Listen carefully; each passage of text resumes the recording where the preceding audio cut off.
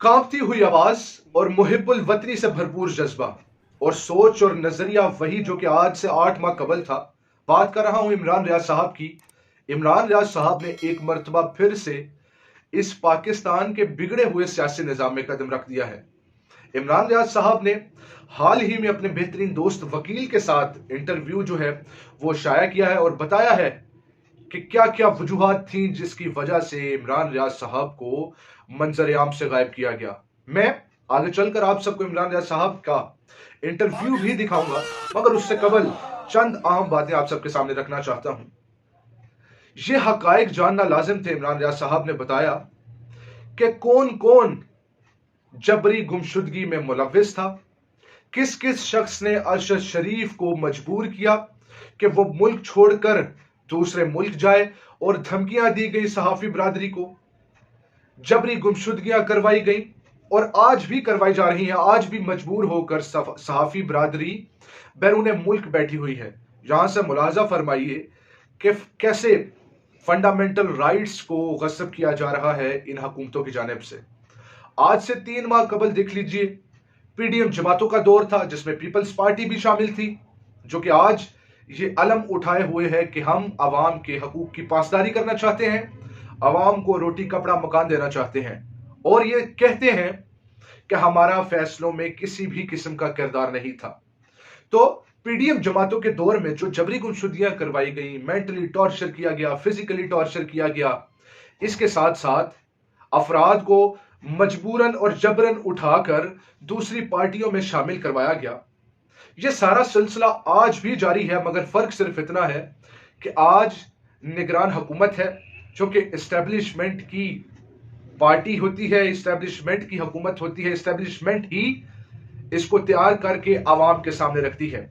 मैं बड़े अहम हकायक जो है इंशाअल्लाह ताला नेक्स्ट वीडियो में आप सबके सामने रखूंगा कि क्यों जो ये सियासी जमातें हैं, सियासी जमातें इतना अच्छे से परफॉर्म नहीं कर पाती, और क्यों जब भी निगरान हुकूमत का दौर आता है तब तब पाकिस्तान जो है वो बेहतरी की तरफ गामजन होना चाहता है। इसमें सोच का तजाद है, जहनियत का तजाद है एस्टेब्लिशमेंट और जो मौजूदा हुकूमत होती है उसके दरमियान में।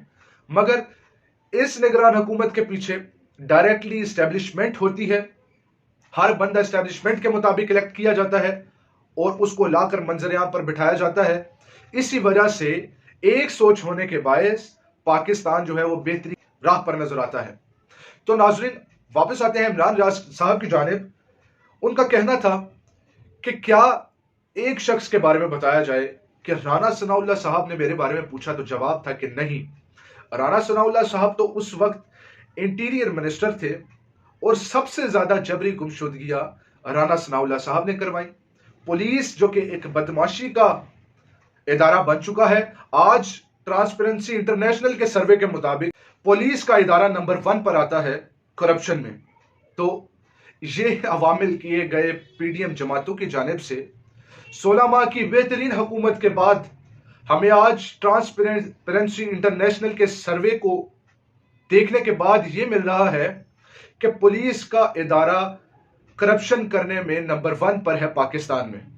तो ये जनाब राना सनाउल्लाह साहब के अंडर हमेशा से काम करते हुए दिखाई दी। ब्यूरोक्रेट्स जितने हैं वो राना सनाउल्लाह साहब के हाथ पर नाचते हुए दिखाई दिए, और राना सनाउल्लाह साहब ऑन फ्रंट मॉडल टाउन में भी नजर आए। जिस तरह कत्ल करवाए गए उसका आज तक जो है फैसला सामने नहीं आ सका। उस केस को सुना ही नहीं गया कि मॉडल टाउन में किस तरह राना सनाउल्लाह साहब ने कत्ल करवाए, और इसी तरीके से गुज़िश्ता हुकूमत में राना सनाउल्लाह साहब ने कैसे जबरी गुमशुदगियां करवाई, कैसे मेंटली टॉर्चर किया गया, फिजिकली टॉर्चर किया गया, और सामने यह बयानी रखा गया कि ये सब कुछ इदारे कर रहे हैं। आज आवाम जो है वो बड़ी खुश है कि जनाब हम बड़े राजी हैं कि पीएमएलएन की हुकूमत आई और उन्होंने इमरान खान, पाकिस्तान तहरीक इंसाफ, सहाफी बरादरी को -1 किया, खुडे लाइन लगा दिया।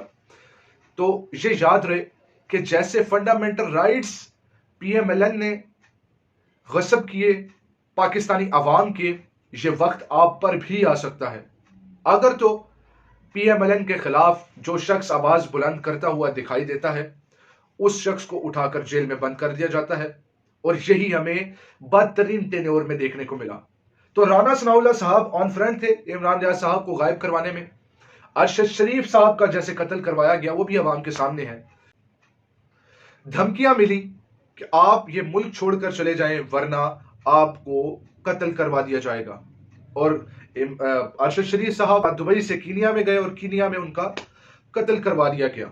और बयानिया जो रखा गया वो ये था कि जनाब हम पुलिस का इदारा ये समझा था कि अरशद शरीफ जो है वो डाकू है, चोर है, लुटेरा है, क्योंकि कीनिया की पुलिस जो है वो इस मामले में मशहूर है कि वो इनकाउंटर्स करती है, अवाम के फंडामेंटल राइट्स को गस्ब करती है कीनिया की पुलिस। इसी वजह से वहां पर ले जाकर मरवा दिया गया और अभी तक कोई ठोस इन्वेस्टिगेशन ही नहीं हो सकी इस पर।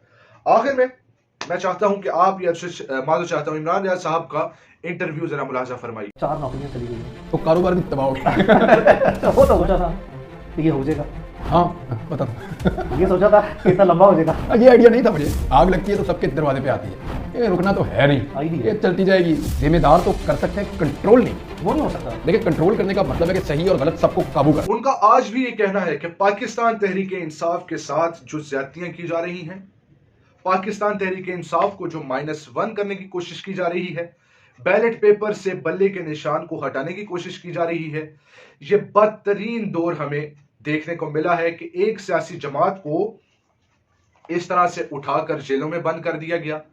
बदतरीन टेन्योर रहा है मौशी लिहाज से, सियासी लिहाज से, और हर शख्स इंतकामी कार्रवाई करते हुए नजर आया। तो अब आने वाले दिनों में देखते हैं कि इमरान रियाज साहब क्या क्या हकाइक अवाम के सामने रखते हैं। नाज़रीन, ये तमाम हकाइक थे, इन हकाइक से नतीजा अखज़ करना मैं आप सब पर छोड़ता हूं। अल्लाह निगहबान।